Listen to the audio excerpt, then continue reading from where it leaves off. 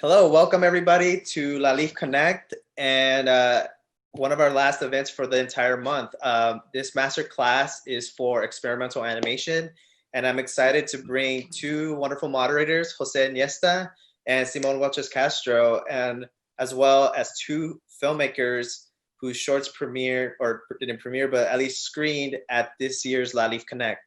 If you don't know what LALIFF Connect is and you're joining us for the first time, LALIFF is the LA Latino International Film Festival. This is our 19th edition, and we adapted to the ongoing pandemic and we went online for free. So this entire month we screened films, shorts, music, masterclass panels, and more to audiences around the world. So again, I want to welcome everybody for joining us. And additionally, I am also the co-founder of LATINX Animation, which is part of the Latino Film Institute as well.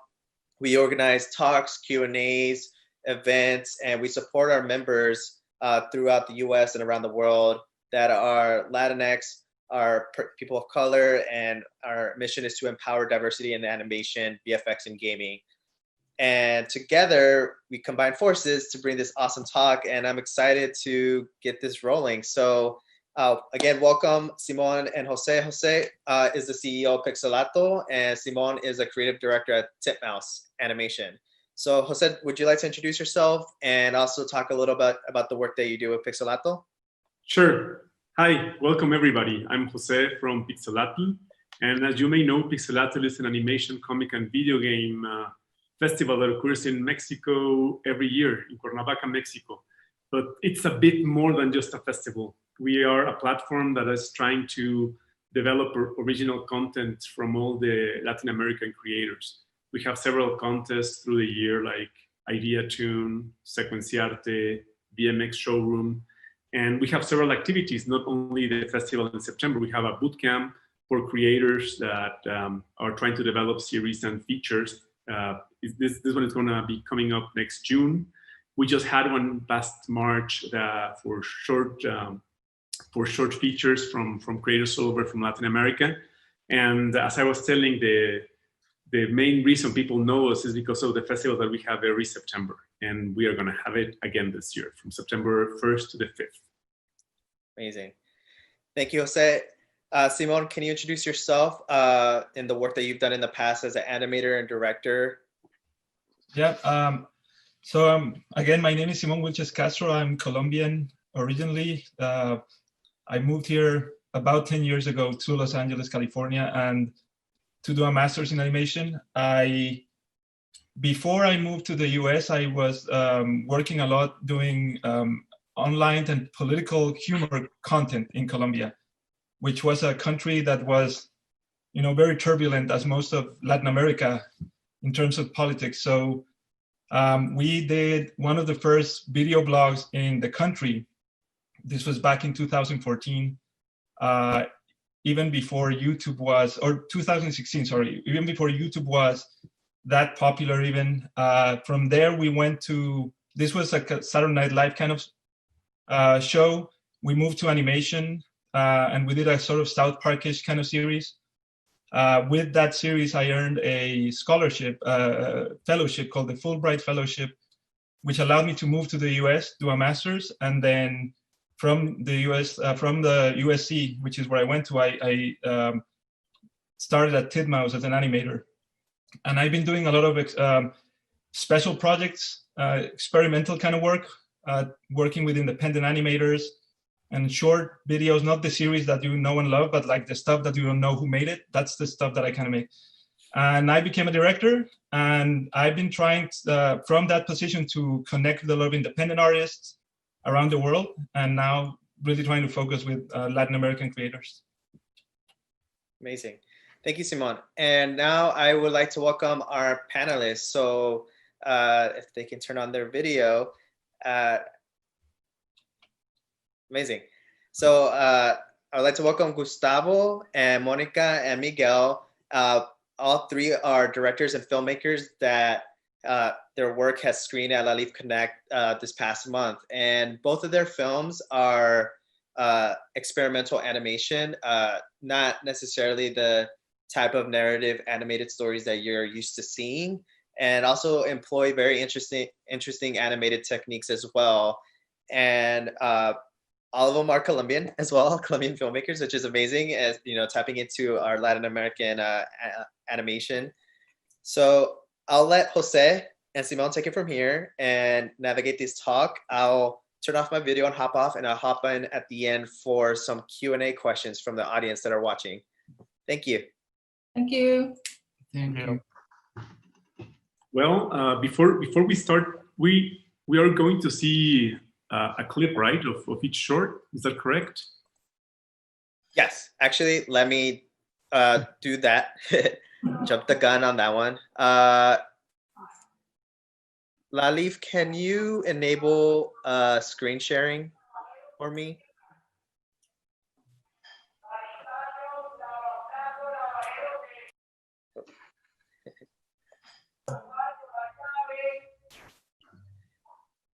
Just giving it perfect. Oh, I still don't have attendee screen sharing. 1 second.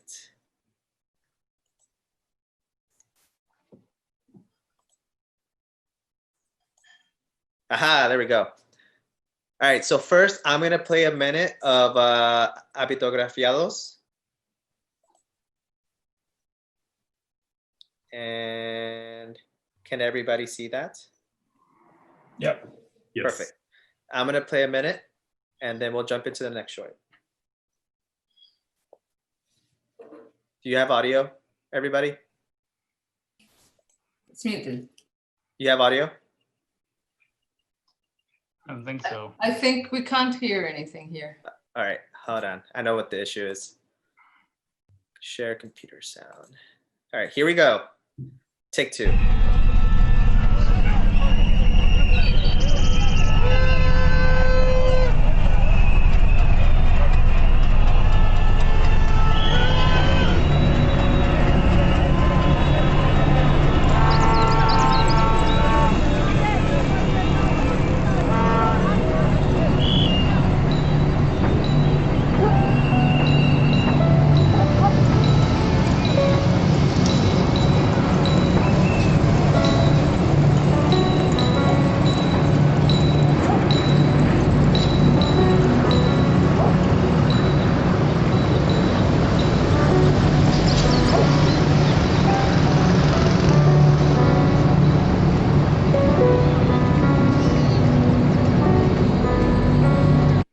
Wonderful. Just a tease. And now I'm going to share the next, a minute of the next short, Borrachero.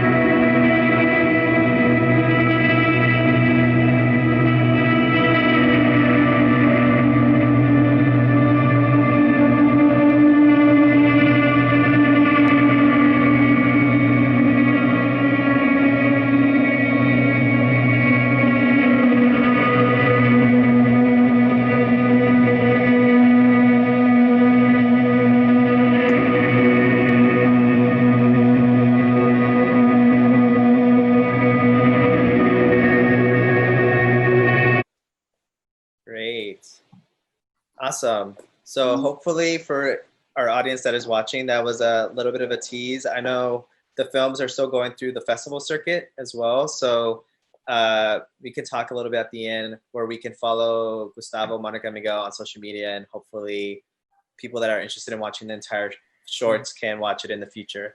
Again, now I'm going to hop off and let Jose Simón take it from here. Sure. Wonderful. Thank you, Brian. And let me just first of all congratulate you for these amazing shorts.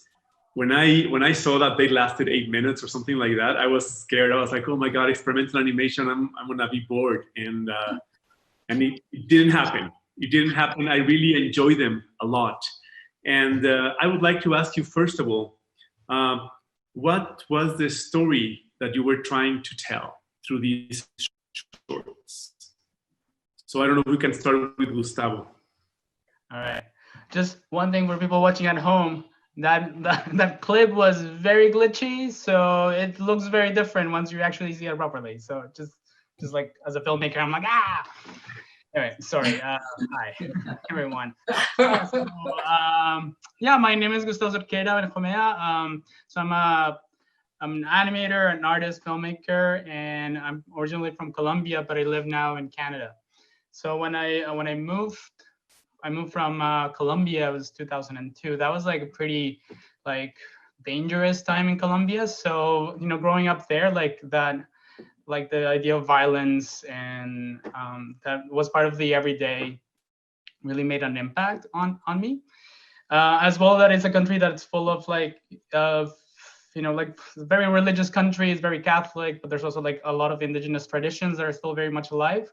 So all that combination of religion and different cultures being together, made it really a really weird experience growing up, right? So it's where Colombia is we think about Colombian literature, we think about magical realism. So I wanted to make an animation that talked about plants, and especially plants that held a sacred place, and especially for indigenous people. So there's this tree called the borrachero tree that was a medicinal tree, and it was sacred, but it's now used by gangs and make this thing called burundanga. It's this weird type of roofie where it also becomes this weird type of urban legend where if you go out in a bar, you have to hold your drink really closely because you don't know who's gonna put something in your drink, and then they're gonna you become a zombie pretty much. Hopefully I'm not talking too fast. It's a lot of plot.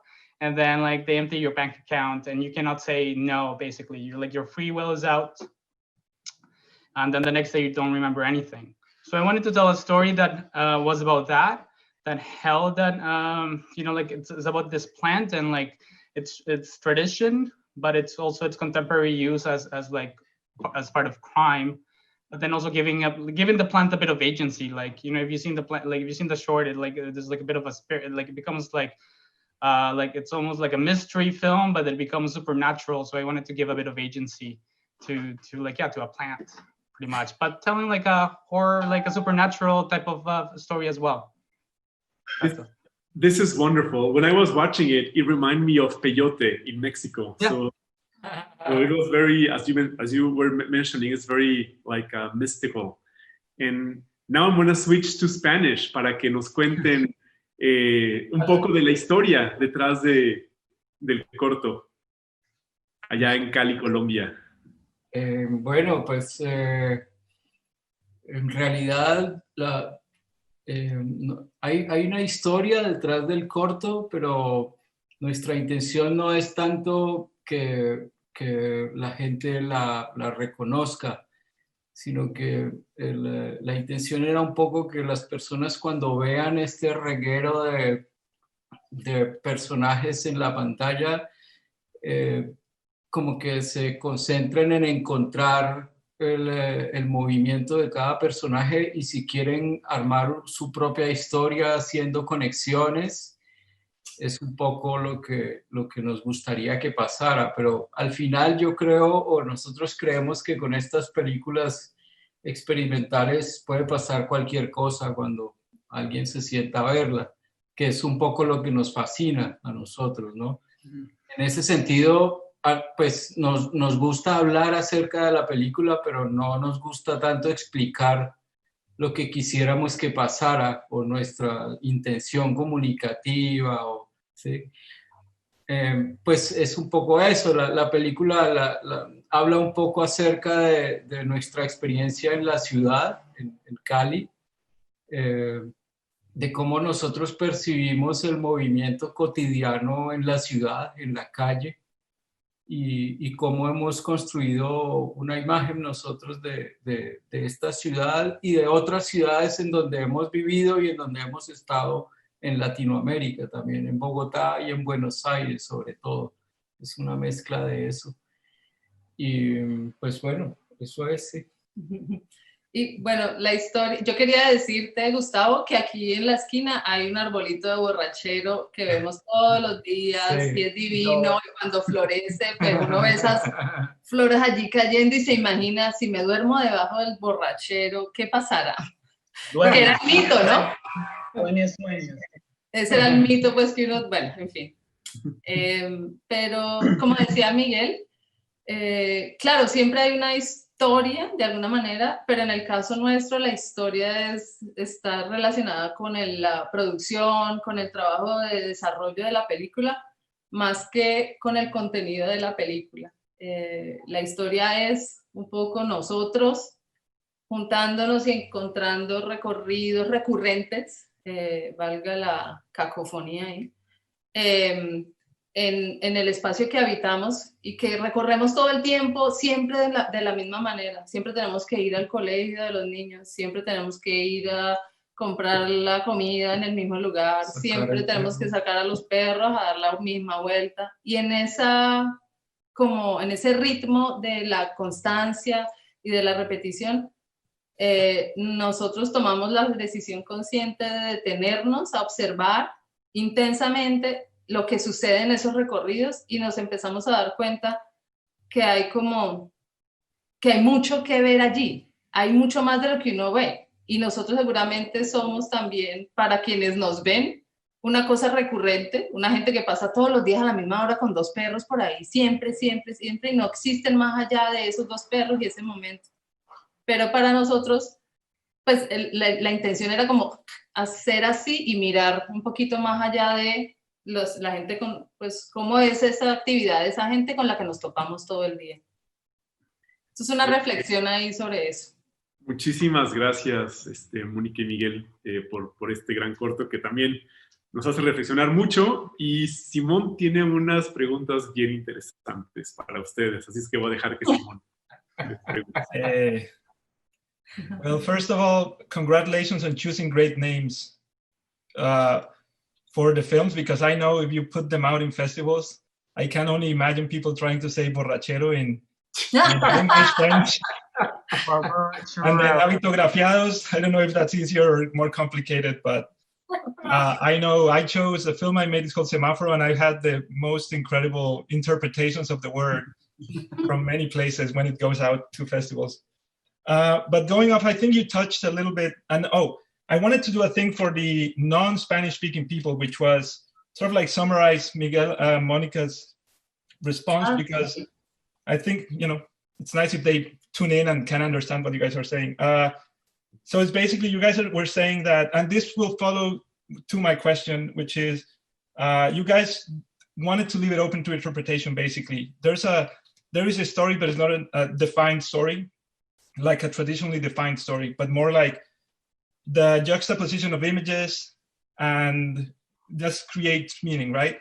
And I really liked this thing that you touched upon, which is, the first time I saw it, I thought of The Rear Window, the Hitchcock film, because it did feel to me like I was looking at just people on the street, which is, in this quarantine, has become one of my favorite activities. Like, just like look out my window and see what happens, So this is a question for both of you, even though I thought Gustavo's film was much more linear in a way.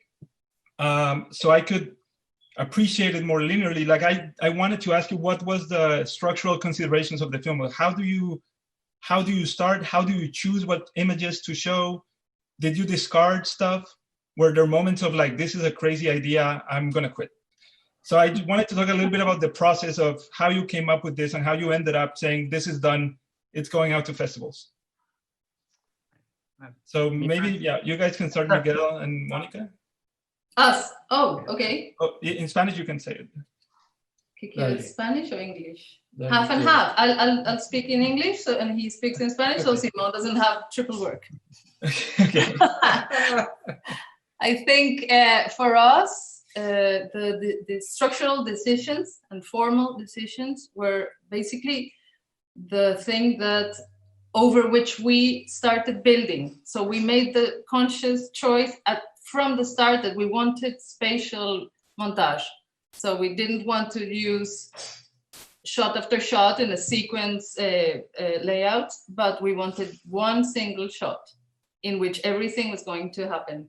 And from that decision, we started to build on the idea of what was it that was gonna inhabit this one single shot. We discarded nothing. Actually, we wanted to include a lot more, of course, but the process is very painstaking. It takes forever, and we wanted to start. I mean, I think the film itself it's alive still, and it will continue to grow, probably in a modular way, as in we can maybe make 3 more and paste them together and start building a bigger map. But we wanted to start exploring what would happen when people experienced it. So we wanted to just have a sense of completion in a way. So in that sense, we stopped a little bit. But every time we see it, we go like, no, maybe we can put some more people over here. And maybe these people that can march around, they can just go through through the edge of this frame down here. So I don't think it's gonna ever end. But now he can say something in Spanish. Pues sí, algo más específico es la elección de las imágenes, porque me di cuenta, por ejemplo, y ahora que hablabas de las ciudades donde han vivido, que hay el vendedor de minutos, que es un concepto por lo menos muy colombiano, y sé que también podría ser mucho más latinoamericano, pero por fuera, si yo les digo acá a mis amigos, les digo, I'm gonna buy some minutes, van a pensar que... Fantástico. Pero abajo está el school bus, con el school bus en inglés. Entonces, eso me causó mucha curiosidad de pensar ese salto territorial entre los minutos en Cali y el school bus en quién sabe dónde. Sí. Pues bueno, la selección como de las situaciones tiene que ver con lo que decía Mónica, esa percepción cotidiana. Acá, pues en Colombia hay como mucha influencia de Estados Unidos. Entonces la gente a veces nombra sus almacenes o sus establecimientos con nombres en inglés, un poco porque eso parece ser como una estrategia comercial, pues más efectiva. Lo del school bus fue algo así, ¿sí? Fue algo un poco como ese tipo de influencia que hay acá en ese sentido. No hay buses así con ese nombre en inglés, pero de todas maneras queríamos poner esa marca ahí, ¿sí? Esa especie de influencia muy pequeñita, pues, que habla un poco de las cosas cotidianas acá. El asunto con las situaciones en general es que nosotros, mientras íbamos observando, íbamos dibujando las secuencias y íbamos tomando notas de las situaciones que veíamos en lo cotidiano, construimos una especie de sistema jerárquico de loops que se divide en 3 tipos de situaciones que, las explico, no se perciben en la película de ninguna forma, pero nos ayudó a nosotros a organizar la producción, ¿sí?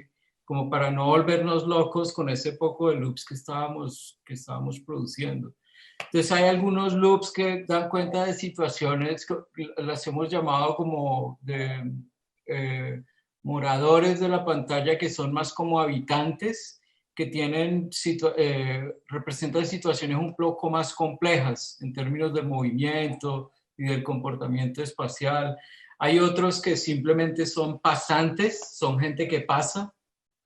Y hay otros que tienen situaciones mucho más simples, que eran comodines, eran como comodines, pues, sí, era un poco eso. Y pues eso en términos como de las decisiones estructurales. El inicio de la película fue esta idea como de observar la ciudad, pero también una cierta fascinación que sentimos al descubrir un libro de Joseph Albers que se llama Poems and Drawings, en donde hay unos dibujos de él allí que se llaman las Structural Constellations, que son unos dibujos geométricos, pero es como estar viendo un dibujo de Escher, pero abstracto, ¿sí? En donde hay una serie de conflictos espaciales y pues un poco ese fue como el punto de partida espacial, ¿sí? Pero también narrativo, porque en el mismo libro, en Poems and Drawings, los poemas de Albers tienen el mismo juego formal en su estructura, pues en la construcción ya ahí del texto, y eso es una cosa que un poco también quisimos traducir a lo que pueda uno percibir allí de narración. Sí, y se siente mucho más poético también, por eso el corto. Ahora para Gustavo, la misma pregunta de la estructura, pero sobre todo un énfasis también en la elección de usar subtítulos sin audio, que es una cosa que me pareció muy especial. And I guess I'll do it in English. Is that your choice to use subtitles with no audio, which, you know, it's always funny. Like I remember the meme with the, you know, Hitler being mad about stuff that people just change the subtitles. And I was like, that's a great joke. But this one is like, oh, you're subtitling nothing, which to me felt very new. So actually, this originally wasn't a film. My initial idea for this was, I was thinking about like a video animated installation, and I was thinking about it as a animated graphic novel. So I was thinking like in a gallery space, I would have different projectors, and like in each like little panel, I would be telling these like different sequences on a loop. So like you would have to like spend a lot of time like watching each loop to somewhat get the narrative out of it. So just like a bit of more of a like a bit more kind of playful in terms of the structure. But as I was making it, and still like, you know, probably notice in the film, it's still like a lot of the little each shot is still like made of loop. So it's still like there's still like things that loop. So I kept that, but I actually gave it an order, because at some point I was like, you know what, this is like a film. I want to have a film, and it's gonna have a story, and yeah, like it has a plot, and there's like a story arc. So it was just a bit of a shift throughout the process, which I think was interesting, right? Like you don't know exactly where, you know, you start somewhere, you have an idea, and then it goes in a very different direction. But I was kind of happy with it, because yeah, I've been working a lot, like doing more like installation work recently, like installation, like art installations, but mixing animation. And I was like, you know what, I just wanna tell stories as well, like very, I don't know, experimental, weird, especially in the process.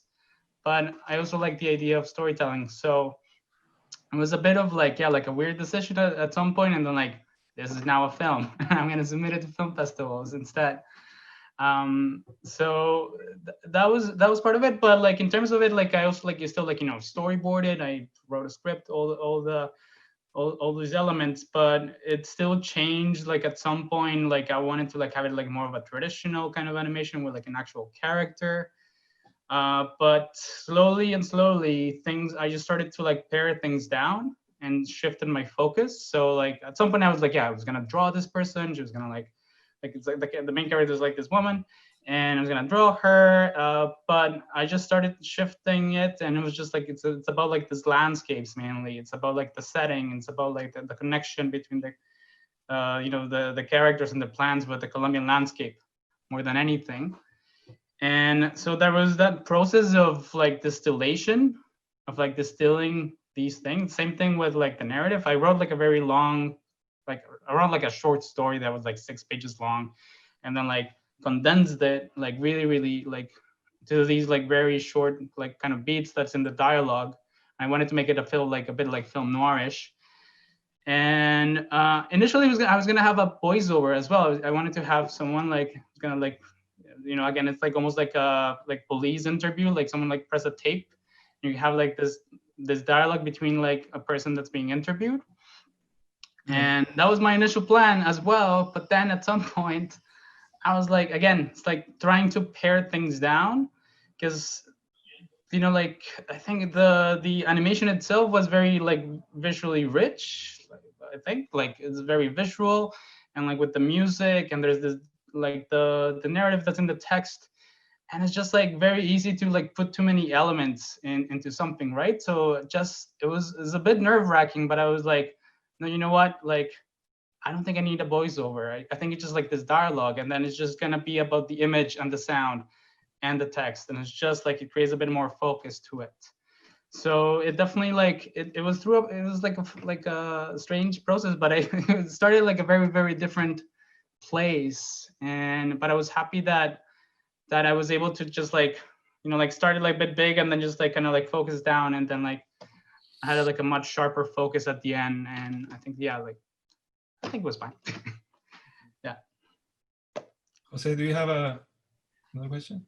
Well, this seems to fit kind of right into another question that I had since the beginning that I was able to make.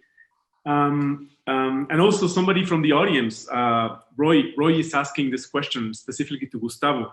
He's asking if you can tell us about your inspiration overall and your process of making your work, because you seem to combine several different elements. So my inspiration of what exactly? Your inspirations overall. Oh, okay. So like in terms of the technique, well, I mentioned like the idea of that mysticism, like I was, you know, like the idea of mysticism and like supernatural and violence, trying to tell a story in that way about that. But so like it is in a way, like as Simón mentioned, is a bit linear. Is like a linear narrative in many ways. I don't know. It could be like a live feature. It could be a live action movie. But in the process, it was with the process itself of making the images, that's where like I really had fun playing with the technique. So this was like throughout a period of like 3 trips to Colombia. I went to I grew up in Bogota, but my family's from like Florencia, Caquetá. So like I went down to the Amazon and like recorded stuff, and then like I did all these other trips and like just did location scouting, recorded all this footage, and then I bring it into the computer and like go frame by frame, paint over it, turn into an animated like digital painting, and then I put that into 3D software as a digital texture, and like combine it even more that way. So it's a bit of a weird hybrid technique where like it's like live footage, 2D and 3D animation as well. So, and I like that like hybridity, that weird tension of like people not knowing exactly how it was made, which is kind of nice. And then like that's something that like I like reflects in the narrative itself, where like you don't know like what's fantasy, what's real. It's also about memories. So like those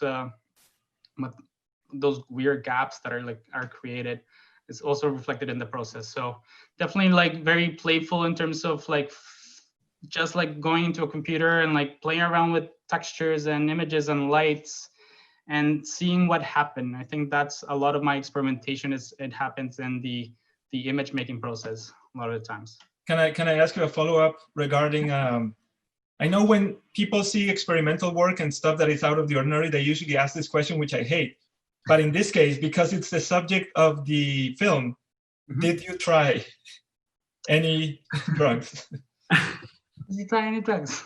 I mean, it's more like okay, method. Well, I look at so it's the weird. So it happens to it. I know people have happened to it, but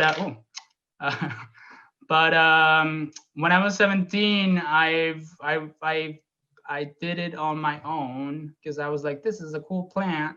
I'm gonna do it because I'm 17. I'm a dumb teenager, and if you Google it, like borrachero teenagers, like usually like end up in hospitals, and like sometimes like you can die. So I ended up in hospital, and my mom got really panicked, and that was one of the reasons that like immediately we decided to like kind of move to Canada as well, because she thought like my son is on drugs, like I have to like take him out of here, like not only is this violence but like whatever.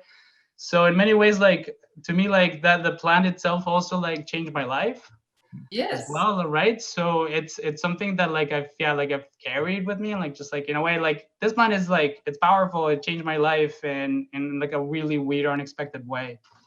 Because now I'm in Canada making a plant, making an animation about the plant. So it definitely like it is that like a something that was motivating me for like a long time to do something about it for sure. Wow. Don't do it. It's dumb. Don't. Like, you end up in the hospital. This is like the dumbest thing you could do.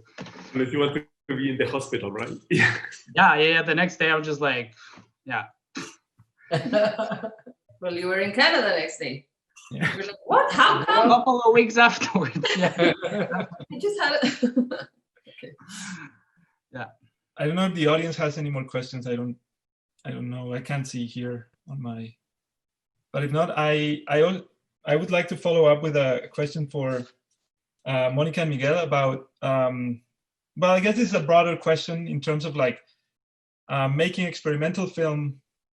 Because I've had this theory for a while that as Colombians, especially like people that grew up a while ago, like in the time that grew up in like no internet, just trying to figure out stuff on our own, like a bunch of the aesthetics of our animation is very different, right? And sometimes it's not a conscious choice, but it's more like a response of the environment. Like you don't go to school, you don't go to like animation school, you try the borrachero. And then like, like, and that really carries with you.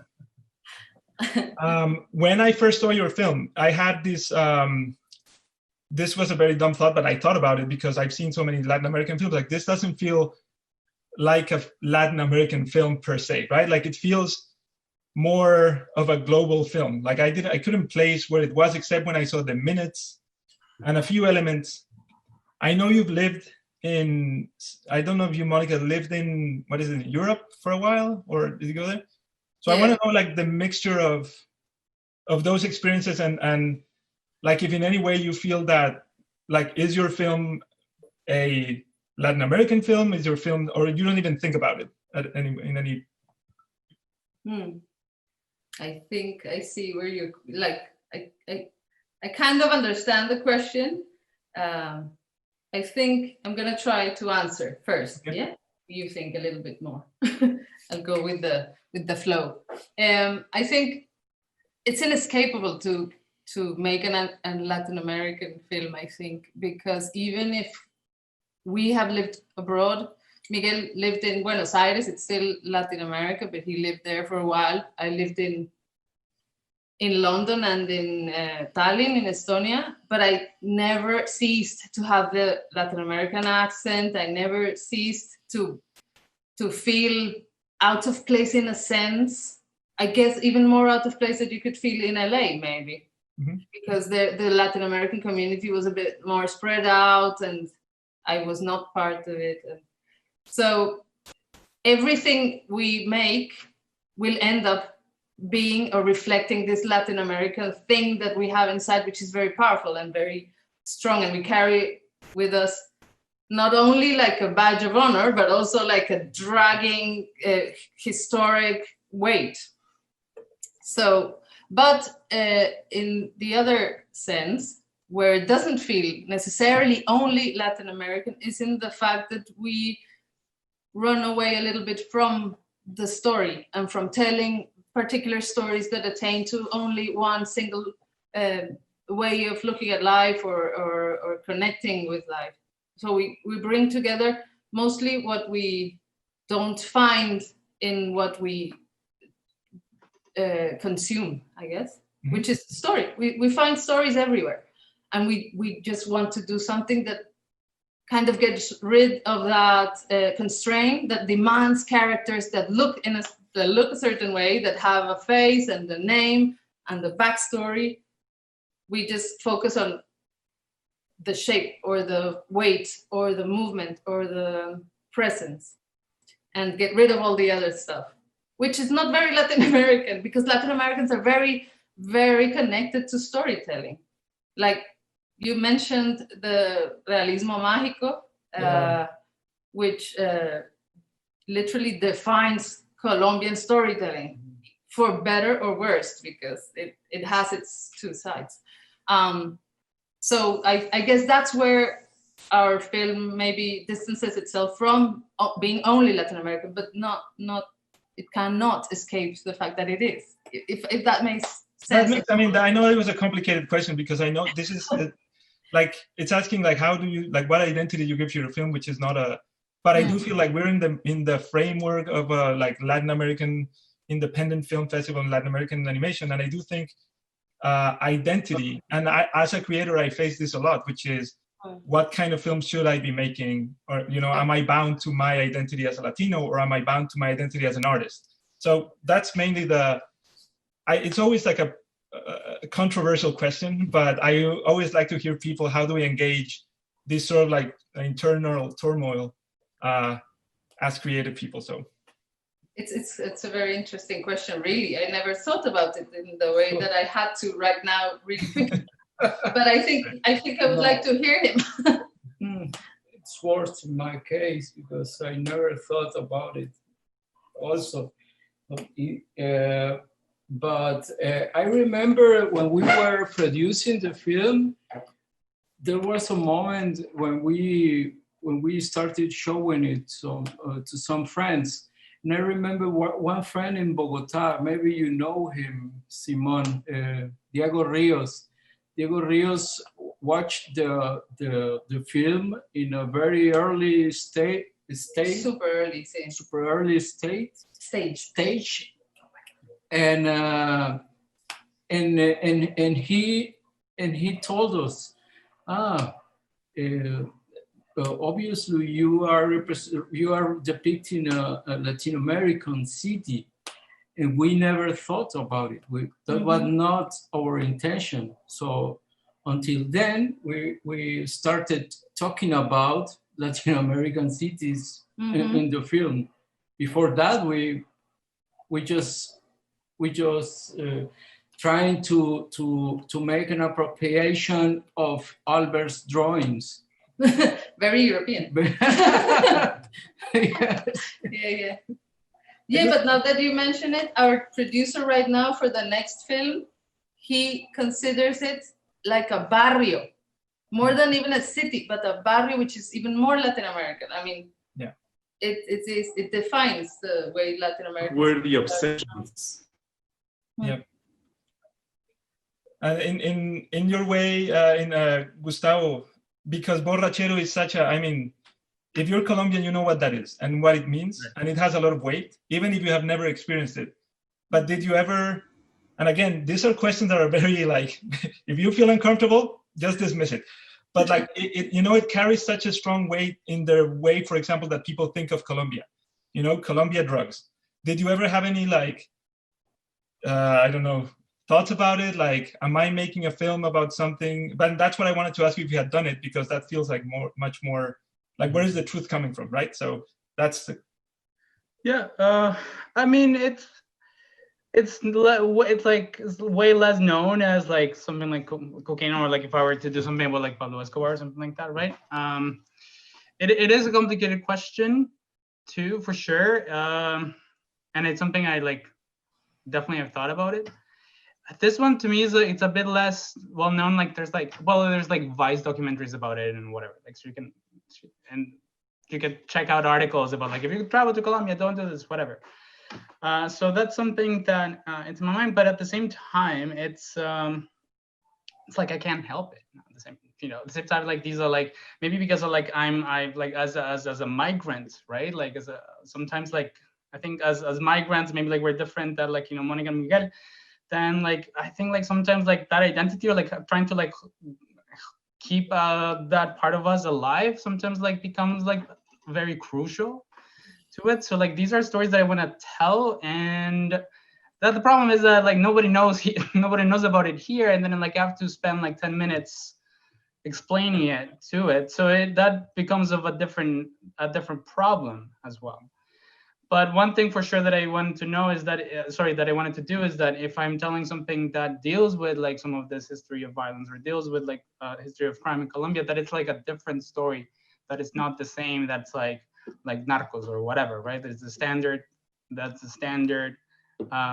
story that we know and we've seen 100,000 times. But this story is like to me it's different because it's first of all it's like a mystery, but it's also like psychedelic, and in a way like it puts the plant as the protagonist in many ways, right? So it's like reverses the narratives, it like gives power to it, it embodies it. So yeah, so it's definitely like something that like we need to be careful to not perpetuate kind of like stereotypes or anything like that. But there are also like realities that you know, it's a reality, and or in this case, like, you know, like reality fantasy. But yeah, I can't help but be driven to those stories because that's what I lived in. That's what I lived. That's why I was like inundated when I was young, and that was part of like growing up. Yeah, kind of messes you up, but yeah. But again, it's like I think it has to be the angle that you take. It has to be like a different approach to make it. You know, like just fresh, right? Like, yeah. Besides, like, you know, like versus exploitative or, you know, following into cliches. And I do think in your film, watching it, I was reminded of The Embrace of the Serpent in the way that it starts very narrative, and you follow a thing. Like it might be a little bit of work to figure out where these titles are coming from, who they are representing, but it ends in this beautiful kind of like very abstract, just psychedelic sequence, you know? So it leads you in a way that you end up kind of like floating at the end, which I thought was very interesting. I didn't find it exploitative. Like in any way I thought like this is, but it actually made me wonder like, you know, what I already asked. So anyway. Yeah, no, for sure. Fair. Cool. Well, I just had one question for Monica and Miguel regarding their film.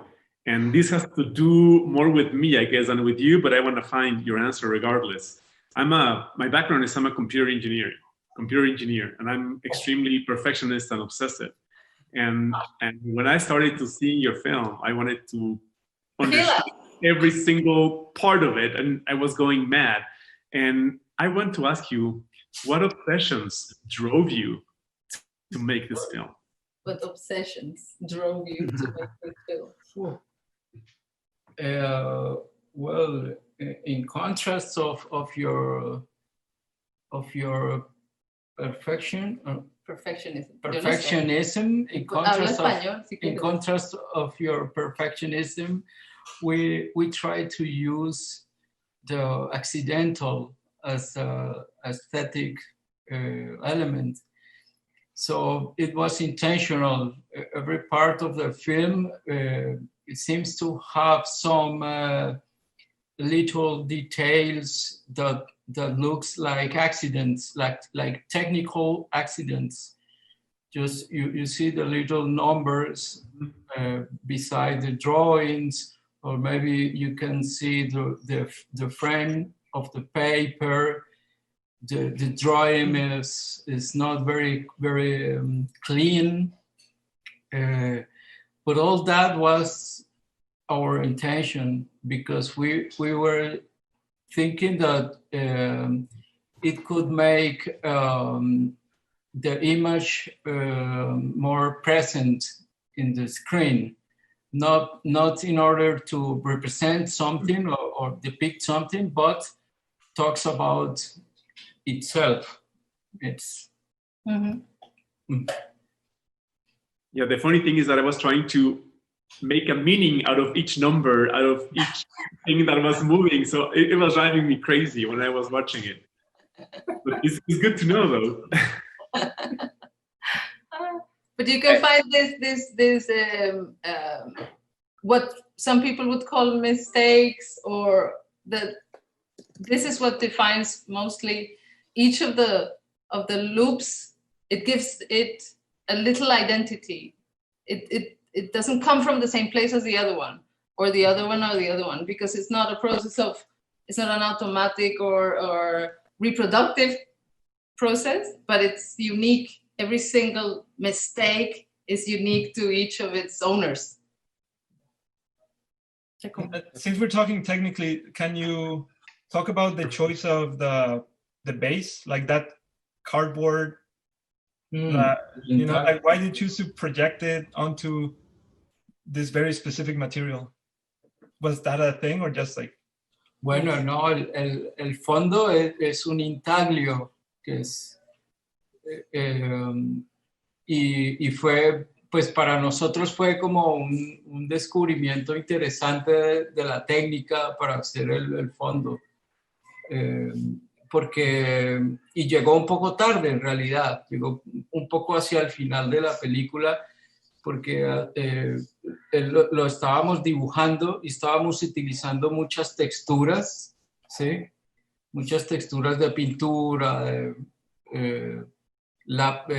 digamos, trazos así regulares y ese tipo de cosas, la pincelada, un poco lo que se alcanza medio a percibir en algunos de los planos de la película de Gustavo, ¿no? Esa cosa así como medio impresionista, expresionista, y esa era un poco la intención al principio, pero nos volvimos fans del Museo Rayo aquí en Roldanillo, here in our state.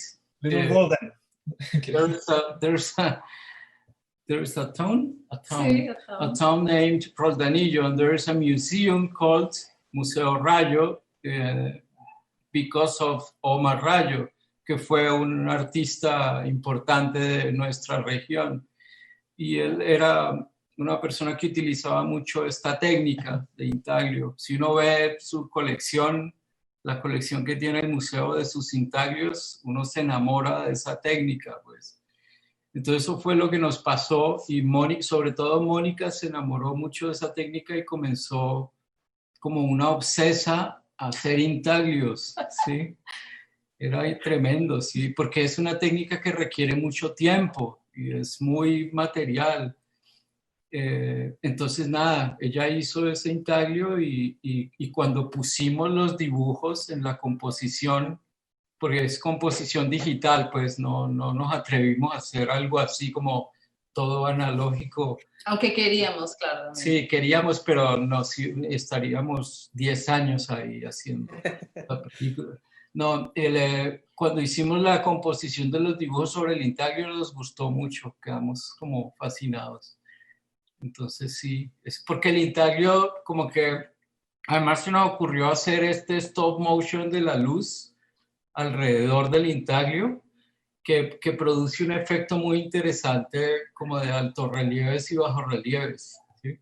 Como que lo que está por debajo a veces viene encima, y hay una ambigüedad espacial que refuerza un poco el diseño del espacio, como que dialoga con esa ambigüedad que ya traía el diseño del espacio. Entonces, eso nos gustó mucho. So, intaglio Omar Rayo, Google it, people that don't know. So I think it was, I mean, one last thing is like, I do think that the choice of making, because the film is made out of loops. Yes. That are very, like, as loops, they're very repetitive, so nothing really changes. But it does change depending on where the light source is coming. At least that's the meaning I gave it. And I don't know if I'm being affected by the quarantine, but like, the obsession that time goes by, like days go by and nothing changes, is a thing that resonated very strong with me by watching the film. And I don't know if I felt the same way. I felt the same way, especially rewatching it today. I was just like, oh, I feel like after 3 months or 3 months of quarantine, basically. Almost. You don't know. Yeah. But if you look at más detenidamente, it's a day that never ends. There's no night. There's no night. Nice. But the light it's turning around the place. Yeah. Cool. All right, I'm gonna jump in with some audience Q&As, and I know like we're almost at the hour, but we can go a little bit over. And the first question is actually a little specific, but I'm gonna kind of change it a bit, and I'm actually gonna open it up to everyone. And if you can keep your answer a little bit short. One, the question is, do you know what the current trends in Latin American animation are, and are there any other people that you think the audience should be watching? So I think this is a great question because Jose, you're very much involved in Central and Latin American animation and really pushing that forward with Pixelatl, as well as our other filmmakers, including Simón, who, you know, come from South America as well. So Jose, do you want to start? And again, let's try to keep the answers a little bit short. I mean, I can speak about Latin American animation, you know, for hours. There are wonderful creators from Chile, Argentina, Colombia, Peru. Right now, there's a rising community, you know, in Costa Rica and Central America, and of course, you know, in Mexico, the stop motion creators from the School of Guadalajara. I mean, there are many names that come to my mind. I don't know. Jose Medina, Leon Hernandez, Rita Basulto, Sofia Carrillo, of course, whatever they're making in Peru with Red Animation, with Milton, whatever is coming out from Punk Robot in Chile, Pato Escala, also Fernanda Frick is doing wonderful, amazing stuff. In Colombia, I mean, Fosfenos is proposing wonderful stuff. It's a studio based in Medellin, I believe. Also, Carlos Santa is doing incredible stuff from Colombia. I mean, the list is enormous, but I mean, please, I encourage the audience to research more about Latin American animation because they are proposing new ways of storytelling, new characters, you know, new colors, new palettes. So I think it's very rich currently. And of course, the Latinos living in LA are doing amazing stuff, you know, like Jorge Gutierrez, you know, with the Maya and the 3 that is coming up next year. And the list is amazing, you know, and also filmmakers that are jumping into animation like Guillermo del Toro doing Pinocchio and the list is... Hey, Jose, excuse me, were you at FLSC? Yes, of course. It was you the one who tattooed the of Carlos Santa's film? Wow! He told us the story. Yes, yes. It's amazing whatever they're doing down there. You know, I really want to see, you know, Astrolabios, you know, then Len and the Sing of the Whales is gonna be, you know, in the MIFA pitches in Annecy. Really, I mean, it's a moment for Latin American animation. Wonderful to hear. I don't know if anyone else wants to add something quickly. Well, I would add also watch the past because that is a very unknown territory. I am surprised how many people don't know anything about the things that were done in Latin America in the 60s, 70s. And, you know, like it's a big language that is coming out of like a very heavy history that starts in the conquest and goes through the Cold War and moves now to like the, you know, drug trafficking and all these things. But that has created so much richness in language, which I think a lot of people are now carrying into a more professional sphere because now we have the internet and we have like a globalized world.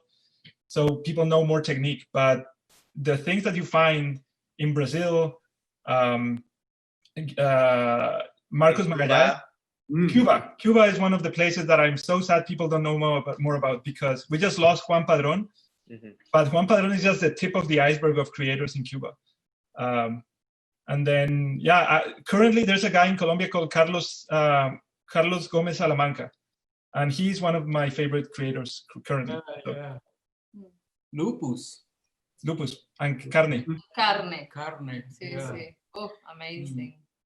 And then one last question as well, and this is something that I came up with because I'm kind of interested in hearing everybody's perspective. Again, as artists and filmmakers, and also as someone that, from like Jose, who watches hundreds of films a year from animation. And this is also just kind of benefit our audience and, you know, upcoming filmmakers that might be watching. What advice do you have for those that are animators and filmmakers to challenge traditional narrative animation and also to challenge traditional techniques in animation to hopefully, you know, push the next generation forward? It's kind of a hard question. I don't know who wants to start. I mean, I can start with a simple lesson I got from a teacher back in Colombia. I went to art school. I didn't go to animation school. And I only got it a little bit later. And his thing was, it was a conceptual art class. And he said, you can speak about any subject, but you want to make it as easy or difficult as you can make it. But for example, if you want to speak about something soft, you can do it through a brick. But you have to be smarter to do it with a brick instead of a pillow, right?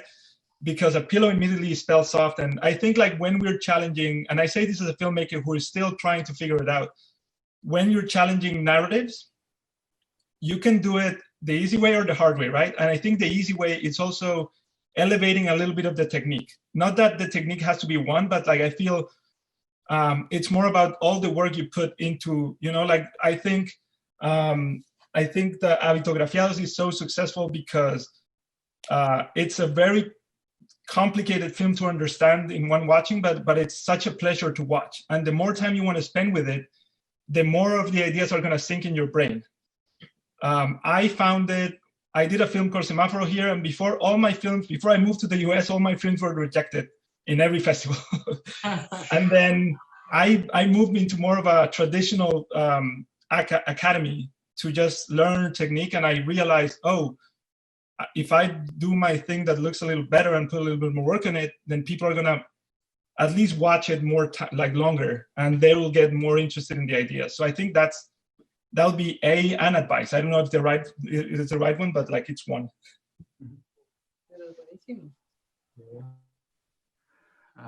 I mean, like to me, well, like just challenging. Like I've discovered a lot of things just having fun with animation. Like animation can be any shape. Like it can take any shape, and I definitely like play around with different techniques. So it's just like not being afraid of like failure. I think a lot of it has to do with that. It's just like experiment. A lot of things like maybe it's not gonna work, but just like it's just developing a sense of curiosity for the medium, I think is really, really important. And then just like really just enjoying it, right? Like if you develop something, you like experiment with something, then like at the end, like if you can, you know, like you're feeling that you're like engaging with what you're making, I think that's very important.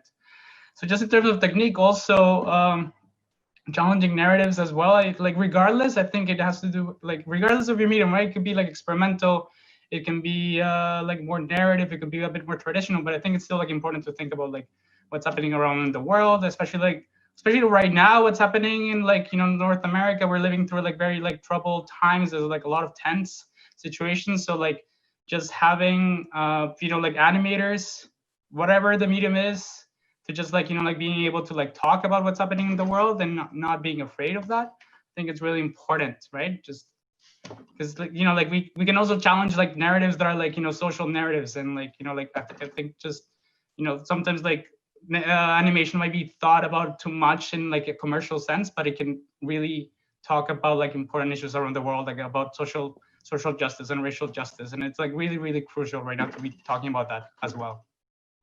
Amazing. Thank you. And you know, just to end a little bit right now, I want to ask everybody where we can find you online, like your social media, and how our audience and filmmakers who might want to talk to you more can connect with you. So starting with Jose, where can we find you online? And also, where can we find Pixelatl online for those that want to learn a little bit more about the conference and festival as well? Well, if you want to find me online, my Facebook and Instagram is jignesta74. But I would strongly recommend if you can find Pixelatl. I mean, that's the easiest way to contact whatever we're doing in Latin America. And it's Pixel and then ATL, Pixelatl. And just something that the audience may not know, Atl means water in Nahuatl, an ancient Aztec froze a little bit. Means, you know. We lost you at Atl means water. Jose, can you repeat that? We lost you at Atl means water. Uh-oh. It was perfect up until now. I know. What about well, the Gustavo and Monica and Miguel? Yeah, Gustavo, we'll come back to Jose, but Gustavo, where can we find you online and where can we connect with you for anyone that wants to connect with you? Sure. My website is gcerquera.com, or you can follow me on Instagram at Gustav_C, or this guy. Oh, You're opposite. Oh my God. Okay.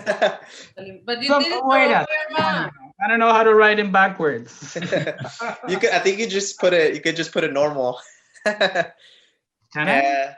Yeah, you can. There we go. Yeah. Yeah. How did you do I that? can do it. It's backwards still for us. What is it? Yeah, you could write it normally. Oh my God.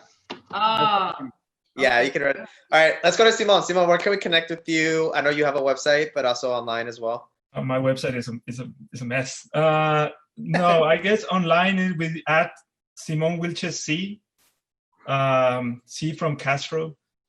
And actually, it's a good time to plug that on June 11th, I'll be doing a talk that I call Despacito, which is the one that I was going to do in Yeah. COVID happened. It's a survey of the history of Latin American animation. And basically, it's like how the history of trauma of the continent has produced such rich animation content. And that'll be June 11th at 5 p.m. I don't know where, like the website yet, but if you follow me at Simón Wilches-C in any Twitter, Instagram, or Google me, then I'll let you know when it's up. Yeah, and if you want to learn more about that talk as well, I would follow Glass Animation Festival. Again, this talk was supposed to take place in March before unfortunately the festival had to be canceled due to the pandemic. But I've watched that talk personally, and it's amazing. Monica and Miguel, where can we follow you on social media? I'm trying to write as fast as I can. And backwards. No, I'm writing the right way around now. There we go. Wow. Blog. Thank This you. one here is the blog in which we recorded most of the process for the film. Eso, take a picture, that's easy. And then these other two are our Instagram accounts. We're rubbish at social, I don't even know how it's called. Media. Social media. It's ridiculous how bad we are at this. Seriously. I mean, this is the universe that we live in, and this is as far as it expands. Ridiculous. But now we're in LA, in Mexico, in Toronto, everywhere. Perfect. And then quickly going back to Jose. Jose, you said ato means water, and then we lost you. Sorry, yeah. I mean, Pixelatl is the fusion between technology and nature, between the world and Mexico, and that's the reason it's called Pixelatl. Is pixel, which is audiovisual measurement and is universal standard, and then atl, which is root, in the Aztec language. So that's what it means, and that's where you can follow us: internet, Facebook, Twitter, Instagram, Discord, everywhere. Amazing. Thank you. Again, I want to thank everybody for taking the time to join us on a Saturday. I know everyone's busy. And again, thank you. This talk was wonderful. I learned a lot personally, and I hope that our audience that tuned in did as well. And last thing I want to say is this is actually our last talk and our last event for LALIFF Connect. And I want to thank the LALIFF team that organized this entire festival throughout the month of May. It's been amazing, and I hope this sets the standard for future festivals around the world to continue the rest of the year as online, because obviously we probably won't be able to do this physically. And again, you can follow LALIFF at LALIFF on Facebook, Instagram, Twitter, and at the website latinofilm.org. If you want to learn more about Latinx and animation, you can follow us at Latinx and Animation or Latinx and Anim on Twitter. And our website is latinxandanimation.org. And again, we look to the future to hopefully talking to you guys again, especially Jose and Simón, and and watching your guys' future films as well. Gustavo, Monica, and Miguel. Again, thank you, and you know, what should we say, like wave to the camera? Well, one thing that I think there's on the right, because I know Jose just put his email, but he just sent it to me privately. So I feel like if you put in the chat all panelists and attendees, and then you put your contact info, then they'll get it. So I'll do that and then I'll log off. So, Jose, Simón, thank you very much for your questions. You were like awesome, like really, really great discussion. Monica and Miguel, like the little clip of animation that I saw looks amazing. I'm like I really want to see the full thing. And Brian, again, thank you very much for what you've done in organizing this event. Really appreciate it. It's been a great experience. Thank you. It's been fabulous. Thank you so much to all of you. And we really want to see your film as well, Borrachero. Somehow. I'll send it to you and I'll DM you. Yeah, or we'll meet somewhere. Somehow. Amazing. Well, thank you very much. Thank you so much. Thank you very much.